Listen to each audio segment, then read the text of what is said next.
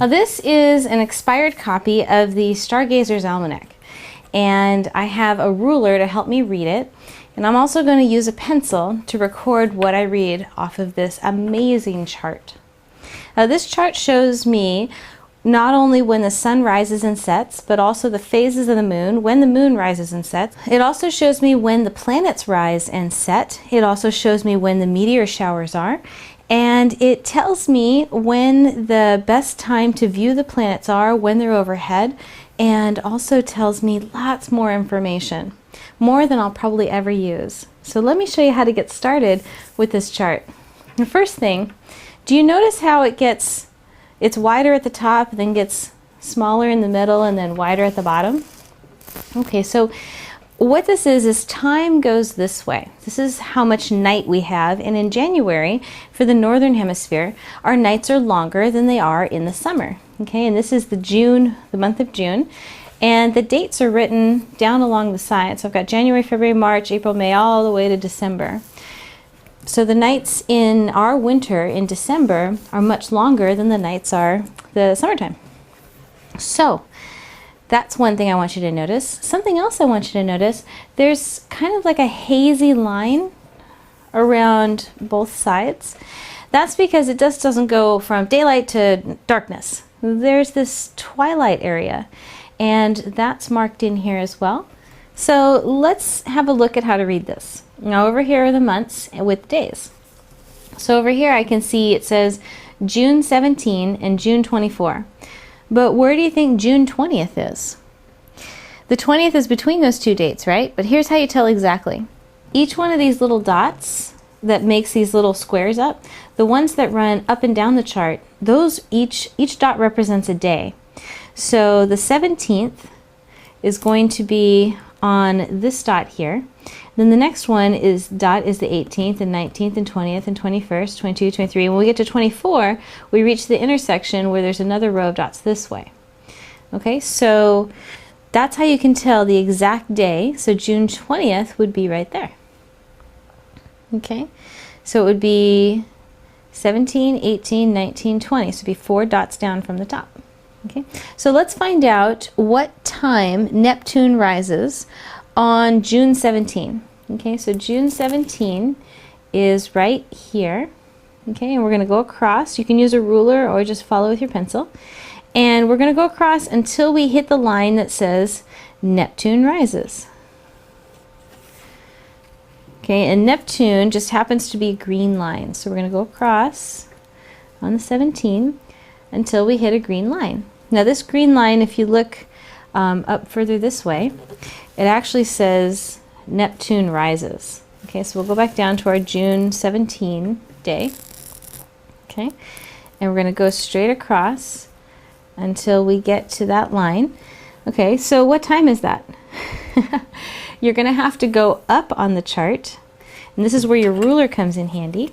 Okay, so right where those dots and the green line intersect, you put your ruler. Okay, and if we go to the top of the chart and see where the ruler comes out, it says, oh, it's a little past 11. Okay, and if I move my ruler out of the way so you can see, here's 11, here's a marker, and then this one says midnight. So the marker must be 11:30. But how do you know how much time that is? So each one of the dots in the horizontal direction is 5 minutes. So I look and I see there's 1, 2, okay, and it looks like it's not quite to the second one, so I'd estimate it's 11:07 that Neptune rises. Okay, so again, the vertical dots, each one is a day. Horizontal dots, each one is 5 minutes. All right, but since we'd need a telescope in order to see Neptune, let's find something we can look at with our naked eye or a pair of binoculars. Okay, so what time does Saturn set on October 21st? So here's October, here's the 21st, and Saturn sets, that's going to be a yellow line. Saturn is yellow, and it's actually really close to sunset. It looks like it's right at the intersection of these two dots, and if I go down, I read that this marker here is between the 5 and the 6. So I would say that Saturn set at around 5:30 on October 21st. So if I want to take a look, I better get out there quickly right as soon, pretty much at sunset, so I can look to the west and watch Saturn go down. All right, so what other two planets set right after that? Well, let's take a look. Just continue reading along the line. On October 21st, the first thing that happens is Saturn sets. Then Mercury sets, and that happens just after 6. Okay, and then Mars sets, and that happens right at 7:12. I read here off the bottom. Okay, Mars is this red line here. And then Jupiter rises. Jupiter rises right after 7:30. It looks like 7:32. That's that pink line here. And you keep reading over. Then Neptune transits. Transit, what does that mean? That means that Neptune is directly overhead. Normally, if I said that Mercury was transiting, you'd have to think, well, is it during the day or the night? If it's during the day, that means Mercury is crossing the face of the sun.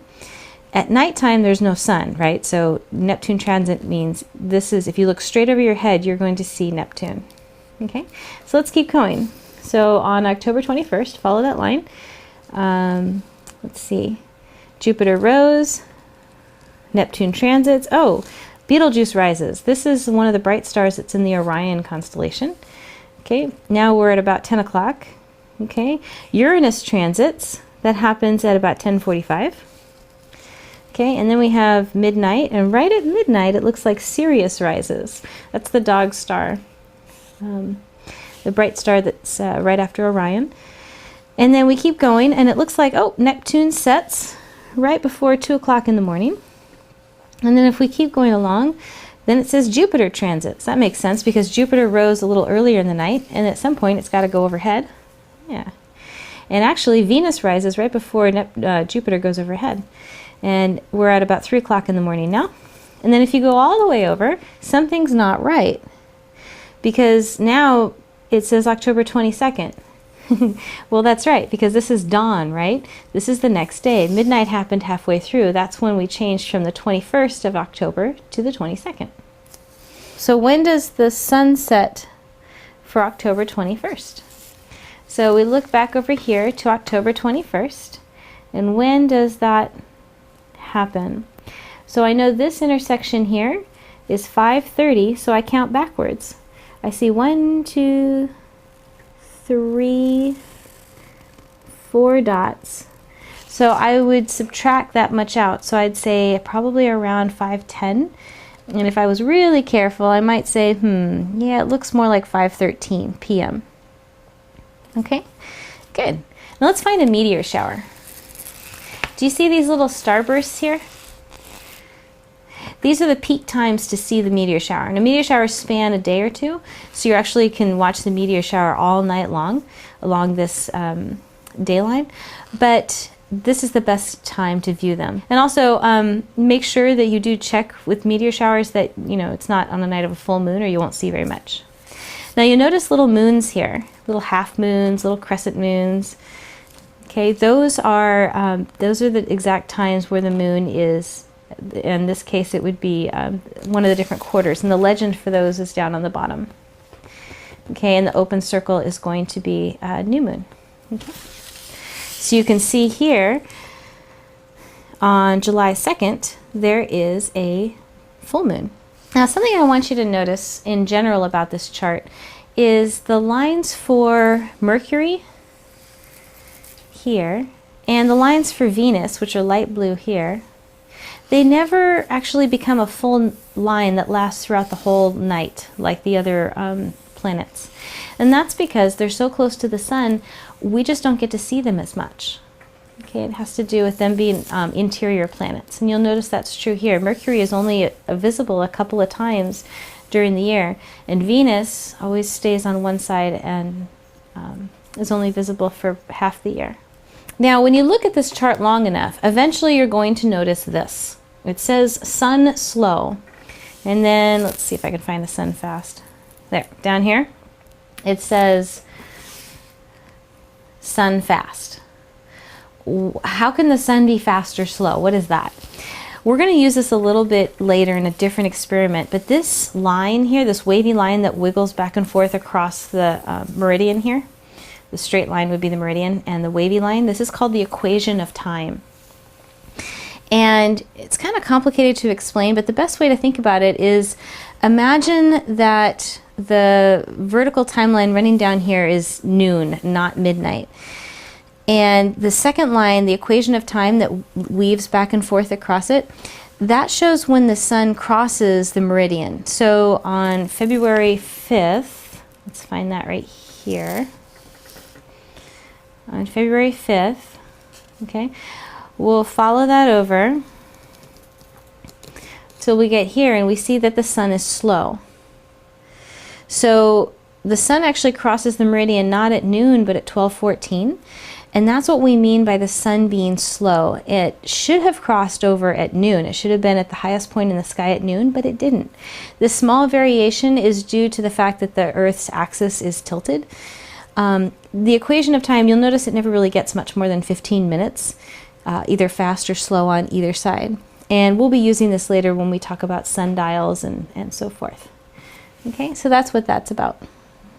If we take a look at August 14th, you're going to get to a place where there are two planets that actually cross. And they actually cross a little bit later down here, but they get real close to each other. And then there's this mark with two arrows pointing towards each other with a circle that has like a little ear on the end, little line on the end.